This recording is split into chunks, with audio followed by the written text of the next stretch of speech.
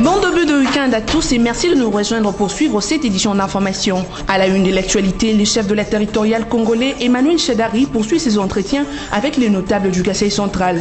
Plusieurs recommandations ont été formulées au cours de ces entretiens, parmi lesquelles le remplacement des autorités et forces de l'ordre local, l'organisation des obsèques du défunt chef coutumier Kamuna Sampou selon les us et coutumes, mais aussi la libération de présumés suspects arrêtés lors des opérations de maintien de l'ordre. Mais en attendant, les opérations militaires se poursuivent dans la zone pour un maintien de la paix. Et puis, le vice-ministre de l'énergie et des ressources hydrauliques, Willy Mishiki, a annoncé une coupure d'électricité de 2 jours dans les 4 provinces de la République démocratique du Congo.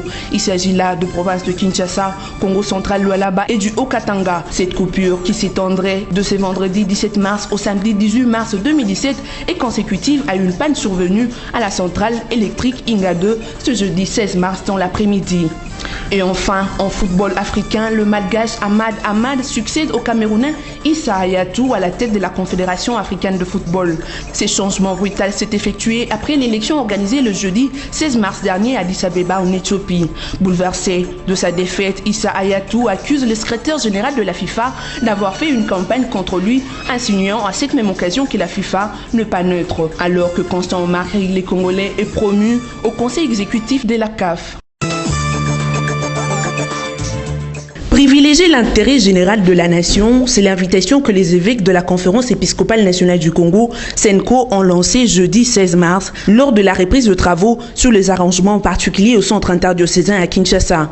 Monseigneur Marcel Outembi, président de la SENCO, a exhorté les parties prenantes à privilégier l'intérêt général de la nation au détriment des intérêts partisans pour clôturer les négociations dans un plus bref délai. Monseigneur Outembi a en plus indiqué que certaines divergences persistent encore après cette reprise. Il s'agit notamment du mode de désignation du Premier ministre issu du rassemblement, de la répartition de postes ministériels par des composantes, les chronogrammes de la mise en œuvre de l'accord et le rôle de la SENCO dans le processus de la signature des arrangements particuliers. En ce qui concerne la restructuration au sein du rassemblement, le président de la SENCO a fait savoir qu'il y a désormais des interlocuteurs reconnus avec lesquels dialoguer. La SENCO reconnaît notamment Félix Tshisekedi comme son interlocuteur à ces négociations du côté du rassemblement. Le 28 délégués ont répondu présent à la reprise de ces assises du jeudi sur le 32 attendu. La dernière plénière sur les arrangements particuliers ont eu lieu le 28 janvier 2017. Suite au blocage de questions susmentionnées, elle a été renvoyée s'inédite et la mort de Tshisekedi a encore pérennisé cette suspension de travaux au niveau de la SENCO. Le vice-premier ministre Emmanuel Shadari poursuit ses entretiens avec les notables de Mweneditu. Ce, après avoir suspendu de leurs fonctions le mercredi 15 mars dernier, le maire de Mweneditu, Poussien Tibanda Tondoi, et son adjoint. Les suspendus ont été reprochés de n'avoir pas correctement joué leur rôle consistant à protéger la population lors de troubles récents provoqués par la présence de miliciens Kamuna Sampou. Le chef de la territoriale congolais a rencontré ce même mercredi le chef coutumier du Kasaï central. Au cours de leurs entretiens, une série de recommandations a été formulée, parmi lesquelles le remplacement des autorités et de forces de sécurité locales, l'organisation des obsèques pour le défunt chef coutumier Kamuna Sampou selon les us et coutumes, mais aussi la libération de certains suspects arrêtés lors des opérations de maintien de l'ordre. Il faut cependant noter que la délégation conduite par le vice-premier ministre Emmanuel Shadari avait déjà entamé le dialogue avec la famille réunion du défunt chef coutumier Kamuna Sampou en vue de la réalisation de ces obsèques. Mais en attendant, les opérations militaires continuent dans la zone pour le maintien de l'ordre dans cette partie du pays. 79 cas de choléra ont été enregistrés en Bandaka dans la province de l'Équateur depuis le début de l'année 2017. Telle est l'affirmation de la division provinciale de la santé de cette zone. Il s'agit donc d'une résurgence de cette maladie qui paraissait contenue jusqu'en octobre 2016, fait remarquer le docteur José Moudzbela, responsable de cette division provinciale de la santé de l'Équateur. Selon ce responsable médical, actuellement, une influence des cas de choléra est observée au centre de traitement de choléra CTC en sigle de Wangata et de Mbandaka. Rappelons par ailleurs que 6 personnes avaient perdu la vie à Matadi suite d'une maladie similaire au choléra. Le vice-premier ministre de l'énergie et ressources hydrauliques congolais, Willy Michiki, a annoncé il y a peu que 4 provinces de la République démocratique du Congo seront privées d'électricité pendant 10 jours. Il s'agit donc d'une grande partie des provinces de Kinshasa, de Congo central, Lualaba et Okatanga. Cette coupure s'étendra du vendredi 17 mars à 8h à samedi 18 mars à 18h, a-t-il précisé. Cette situation est consécutive à une panne survenue à la centrale électrique Inga 2 ce jeudi 16 mars dans les après-midi. Willy Michiki sollicite pour ces désagréments l'indulgence et la patience des abonnés de la Société nationale d'électricité SNEL en sigle dans l'attente du remplacement des matériels. C'est finalement ce vendredi 17 mars que la chancelière allemande Angela Merkel a été reçue par le président américain Donald Trump à Washington pour une visite officielle. Angela Merkel est le deuxième chef du gouvernement européen à venir à Washington depuis l'élection de Donald Trump après la première ministre britannique Theresa May. L'objectif premier de la visite de la chancelière allemande est de faire connaissance avec le président Trump, mais aussi de parler des relations transatlantiques qui a un peu souffert pendant les premières semaines de la présidence de Trump. C'est donc un premier face-à-face qui a été très attendu car presque tout oppose le milliardaire américain novice en politique au numéro 1 du gouvernement allemand, prudente, expérimenté. La rencontre entre les deux dirigeants n'a pas eu l'air d'être de plus cordiale car durant la campagne, le président américain n'a pas manqué de critiquer la politique d'accueil des réfugiés de la chancelière allemande. La chancelière a eu donc besoin de tout son talent diplomatique pour convaincre le président américain des bienfaits du libre-échange menacé par le programme protectionniste de l'ex-homme d'affaires américain. Angela Merkel a été accompagnée de 3 patrons de grandes entreprises allemandes dont Siemens, BMW et Schaeffler. Ces personnalités ont expliqué au président américain qu'ils ont créé des dizaines de milliers d'emplois aux États-Unis où leurs usines exportent et profitent aussi à l'économie américaine. Issa Hayatou n'est plus président de la Confédération africaine de football CAF. Il est remplacé par le malgache Ahmed Ahmad lors de l'élection organisée le jeudi 6 mars à Addis Abeba en Éthiopie. Un changement qui s'est effectué brutalement au siège de l'Union africaine. Issa Hayatou n'a pas du tout digéré cette défaite, l'attribuant à ceux qui ont pensé qu'il était vieux et qu'il devrait quitter la CAF. Il s'est en outre adressé à la secrétaire générale de la FIFA, Fatama Samoura, d'avoir fait une campagne contre lui, insinuant que la FIFA n'était pas neutre dans cette affaire. Issa Hayatou a été ensuite exfiltré de la salle par l'ex-footballeur Roger Mila, car il menaçait de casser les matériels des journalistes présents.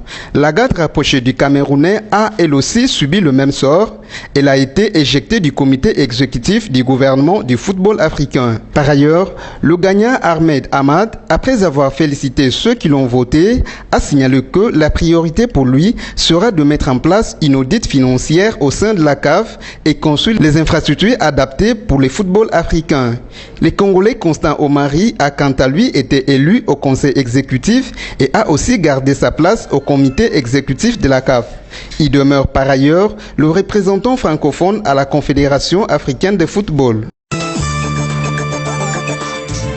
Mesdames, Messieurs, le rappel de titre. À la une de l'actualité, le chef de la territoriale congolais Emmanuel Shadari poursuit ses entretiens avec les notables du Kasaï central. Plusieurs recommandations ont été formulées au cours de ces entretiens, parmi lesquelles le remplacement des autorités et forces de l'ordre local, l'organisation des obsèques du défunt chef coutumier Kamuna Sampou selon les us et coutumes, mais aussi la libération de présumés suspects arrêtés lors des opérations de maintien de l'ordre. Mais en attendant, les opérations militaires se poursuivent dans la zone pour un maintien de la paix. Et puis, le vice-ministre de l'énergie et des ressources hydrauliques Willy Michiki a annoncé une coupure d'électricité de 2 jours dans les 4 provinces de la République démocratique du Congo. Il s'agit là de provinces de Kinshasa, Congo central, Lualaba et du Haut-Katanga. Cette coupure qui s'étendrait de ce vendredi 17 mars au samedi 18 mars 2017 est consécutive à une panne survenue à la centrale électrique Inga 2 ce jeudi 16 mars dans l'après-midi. Et enfin, en football africain, le malgache Ahmad Ahmad succède au Camerounais Issa Hayatou à la tête de la Confédération africaine de football. Ces changements brutaux s'est effectué après l'élection organisée le jeudi 16 mars dernier à Addis Abeba en Éthiopie. Bouleversé de sa défaite, Issa Hayatou accuse le secrétaire général de la FIFA d'avoir fait une campagne contre lui, insinuant à cette même occasion que la FIFA n'est pas neutre. Alors que Constant Omar les Congolais est promu au conseil exécutif de la CAF. C'en est fini pour cette session d'information. Merci de l'avoir suivi et bon week-end chez vous.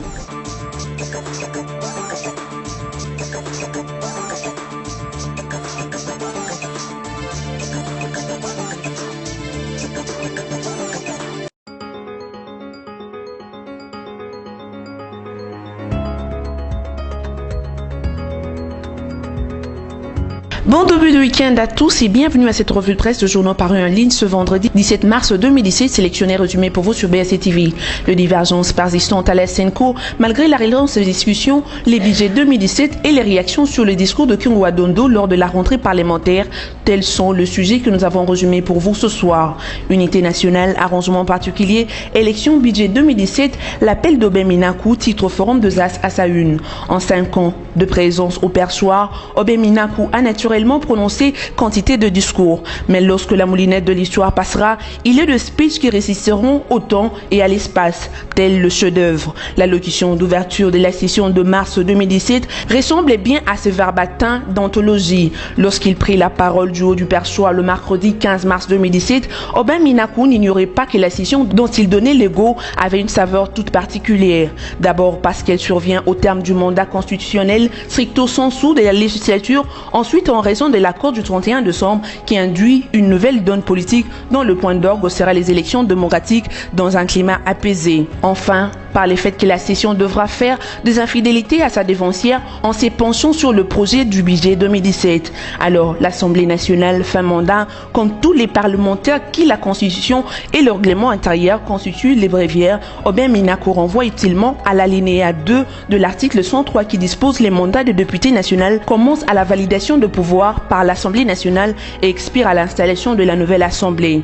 Poursuivons cette revue de presse avec les sites d'information La Prospérité Online qui rapporte de blocage des discussions directes. RDC, Félix Tshisekedi cherche à rencontrer Joseph Kabila. C'est la reprise de tous les espoirs. Hier, en effet, la SENCO a relancé les échanges sur la finition des arrangements particuliers sur fond d'un malaise au rassemblement où la question de la succession d'Etienne Tshisekedi alimente encore les débats.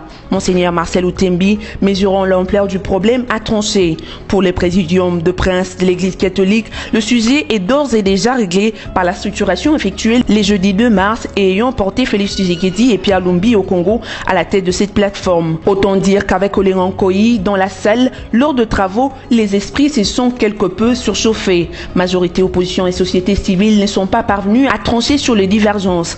Ainsi, la liste de points de discorde s'est-elle de nouveau rallongée. Mais la grande nouvelle du jour est assurément la volonté affichée par le Rassemblement, plus précisément par son président exécutif et autorité morale Félix Tshisekedi, de rencontrer les présidents Kabila afin que toutes les divergences liées notamment à la question du Premier ministre et à la mise en œuvre de l'accord du 31 décembre 2016 soient vidées. De son côté, Actualité.cd renchérit en titrant « Arrangement particulier, bras de fer entamé autour de la présidence du CNSA ». Adolphe Loumanou, délégué de la AMP aux discussions du centre interdiocésain, a déclaré ce jeudi 16 mars 2017 à l'issue de la première séance de travail après le décès d'Etienne Tshisekedi que le poste du président du Conseil national de suivi de l'accord du 31 décembre devra impérativement faire l'objet d'un consensus. Pour ce cas de la majorité présidentielle AMP, la présidence du Conseil national de suivi de l'accord du 31 décembre était confiée au défunt président de l'UDPS à titre personnel. Une position déjà avancée par Lambert Mende Malanga qui avait rejeté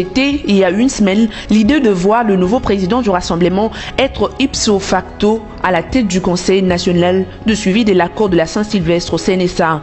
Côté Rassemblement, on n'est pas prêt à céder à ce qu'on qualifie de chantage. à ce qu'on qualifie de chantage.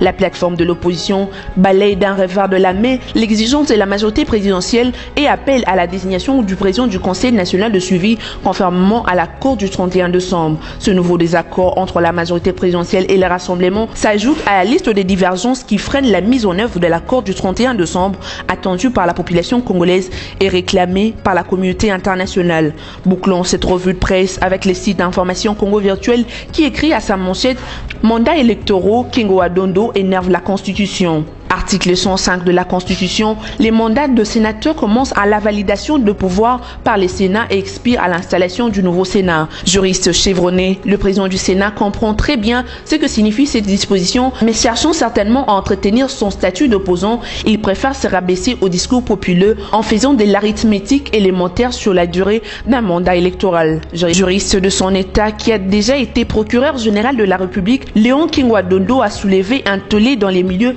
de sa compétence, mais aussi des interrogations sur ses intentions, lui qui est censé maîtriser les sujets pour ainsi éviter de sombrer dans les discours du lié commun. Sénateur lui-même, élu en 2006, et donc concerné par la question, Kingwa Dondo est mieux placé pour savoir que cette question a déjà été réglée par l'arrêt rendu par la Cour constitutionnelle sur l'interprétation de l'article 78 de la Constitution, particulièrement son second alinéa, et ceci en ce qui concerne l'institution présidentielle, l'institution président de la République. Mais pour le cas spécifique de sénateur, le second alinéa de l'article 105 de la Constitution est très clair et ne devrait prêter à aucune confusion. C'est la fin de cette revue presse. Merci de l'avoir suivi et bon week-end chez vous.